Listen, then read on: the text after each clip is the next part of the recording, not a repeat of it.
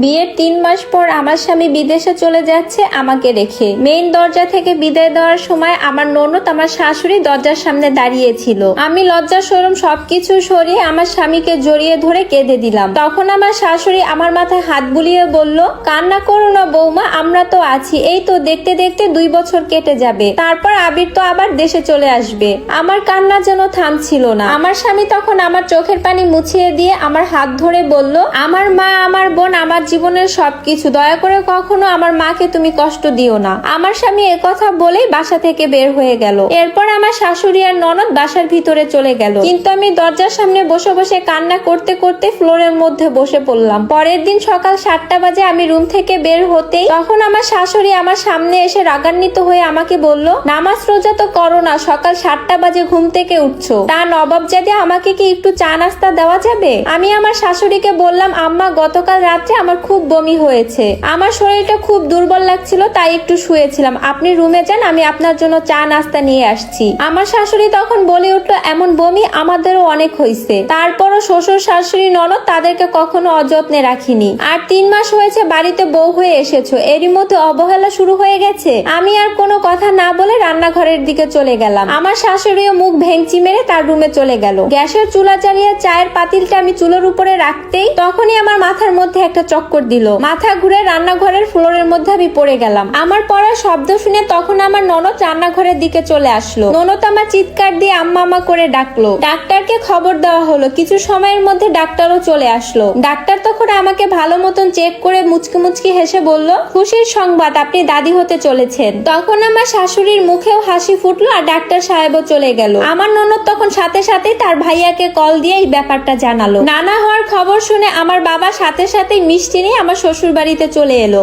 আমার বাবার হাতে 1 প্যাকেট মিষ্টির বক্স দেখে তখন আমার শাশুড়ি বলল, মেয়ে সুন্দর বলে ছেলের জন্য বউ করে এনেছিলাম, আপনি তো বিয়ের সময়ও কিছু দেননি আর বিয়ের পরেও কিছু দেননি, আপনি কি 1 কেজি মিষ্টি এনে নাম করতে চাচ্ছেন? এই কথাটা শুনে আমার বাবা অপমান বোধ করলো। তারপরও মেয়ের শাশুড়ি বলে কথা হালকা মুচকি হেসে বলল, বিয়েন সাহেবা, আমাদের গ্রামের মিষ্টি শহরের 10 কেজি মিষ্টির সমান হবে, খাঁটি ছানার মিষ্টি, খেয়ে দেখুন, অনেক মজা। আমার শাশুড়ি বলে, এসেছেন যখন ড্রয়িং রুমে বসুন, আমি বৌমাকে পাঠিয়ে দিচ্ছি, বাপ মেয়ে মিলে হয়তো বেশি সময় লাগবে না এই মিষ্টিগুলো খেতে। আমার শাশুড়ির এই কথা শুনে আমার বাবা খুব কষ্ট পেলেও তারপর আমার সাথে দেখা না করে আমার বাবা গেল না, তাই তো বেহাইয়ার মতন ড্রয়িং রুমের ভিতরে ঢুকে বসে আছে। আমার শাশুড়ি আমার কাছে এসে বলল, তোমার বাবা এসেছে, মানুষের ন্যূনতম সম্মান বোধটুকু থাকে, তোমার বাবার তো দেখি তাও নেই।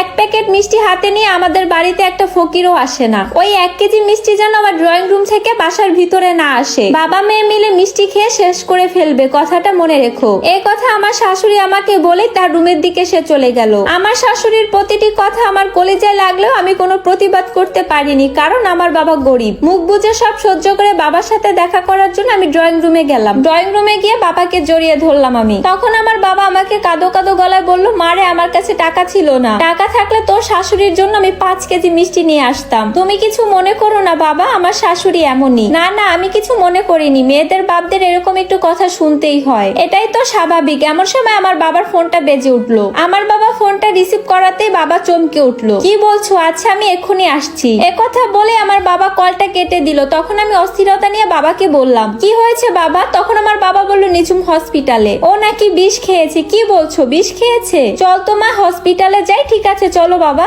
আমরা দুজনে ড্রয়িং রুম থেকে বের হয়ে গেলাম। বাইরে আসতে আমার শাশুড়ির সাথে আমাদের দেখা হয়ে গেল। আম্মা, আমাকে একটু হসপিটালে যেতে হবে, আমার ছোট বোন হসপিটালে। আমার শাশুড়ি বলল, কি হয়েছে, আমাকে একটু খুলে বলো তো। আম্মা, আমার ছোট বোন বিষ খেয়েছে। আমার শাশুড়ি হেসে বলল, নিশ্চয় প্রেমপ্রীতি করে অবৈধ সম্পর্ক করে মা হতে চলেছে। যখনই ছেলেটি প্রত্যাখ্যান করেছে, গর্ভের সন্তানকে অস্বীকার করেছে, তখনই তোমার বোন হয়তো বিষ খেয়েছে। কেমন মেয়ে জন্ম দিলেন, বিয়ে মান সম্মান বলে তো কিছুই রইলো না। আমার ঘরে যদি এরকম মেয়ে থাকতো তাহলে গলায় লবণ দিয়ে ছোটবেলায় আমি মেরে ফেলতাম। বাবাকে এইভাবে অপমানিত হতে দেখে আমি আর চুপ থাকতে পারলাম না। আমি উত্তেজিত হয়ে বললাম, আপনার ছোট মেয়েকে আপনি কেন মারেননি? আমার শাশুড়ি চমকে উঠে বলল, কি বললে তুমি? আমার মেয়েকে মারবো কেন? আমার মেয়ে কি তোমার বোনের মতো অবৈধ সম্পর্কে লিপ্ত হয়েছে নাকি? আমার বোন কিসের জন্য বিষ খেয়েছে আমি তা জানি না, কিন্তু আপনার মেয়ে কিসের জন্য বিষ খেতে চেয়েছিল সেটা আমি জানি। কি সব উল্টাপাল্টা কথা বলছো তুমি? আমি কোনো উল্টাপাল্টা কথা বলছি না মা। আমার বোন অবৈধ কাজ করেছে কিনা তাও আমি বলছি না, কিন্তু আপনার মেয়ে আমার সামনে ধরা খেয়েছে, আমি তাকে হসপিটালে নিয়ে গিয়ে অ্যাবর্শন করেছি। বড় কথা বলার আগে একবার ভেবে দেখবেন, অন্যের মেয়ে মেয়ের সম্পর্কে কথা বলার আগে একবার নিজের মেয়েকে ঘুরে দেখবেন। আমার এরকম আচরণ দেখে আমার শাশুড়ির আগে ফুসফুস করতে লাগলো। আমার শাশুড়ি আমার এসব কথা শুনে সাথে সাথে আমার ননদের রুমে চলে গেল, গিয়ে আমার ননদকে জিজ্ঞাসা করছে, তোর ভাবি যা বলছে এগুলো কি সত্যি নাকি মিথ্যা? আমার ননদ বলল, মা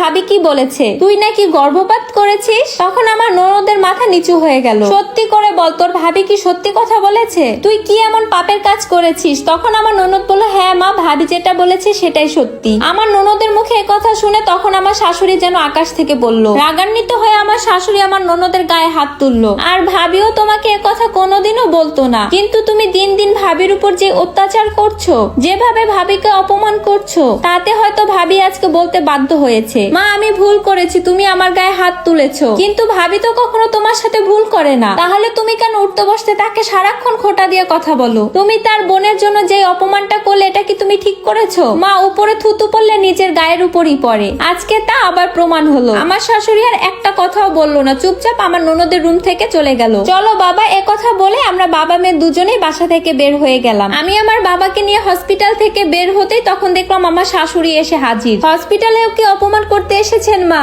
আমার বোন অবৈধ সম্পর্কের জন্য বিষ খায়নি, পরীক্ষায় ফেল করেছে বাবার ভয়ে, এজন্য বিষ খেয়েছে। আমার শাশুড়ি আমার বাবার কাছে ক্ষমাও চাচ্ছে, বিআই সাহেব আমার ভুল হয়েছে, আমি এতদিন যা করেছি সবই ভুল করেছি। বৌমা আজ আমার চোখ খুলে দিয়েছে, আমি বুঝতে পেরেছি যে এতদিন ধরে আমি অন্যায় করেছি, আপনারা আমাকে ক্ষমা করে দিন। আমি আমার শাশুড়িকে জড়িয়ে ধরে বললাম, মা আজকে আমি খুব খুশি, অবশেষে আপনি আপনার ভুল বুঝতে পেরেছেন। আজকের দিনটা আমার কাছে ঈদের দিন মনে হচ্ছে। আমার আর আমার শাশুড়ির মধ্যে ভালোবাসা দেখে আমার বাবার চোখের পানি ছলছল করছে। আর এই সম্পূর্ণ স্টোরিটা একটা আপুর লাইফ থেকে নেওয়া।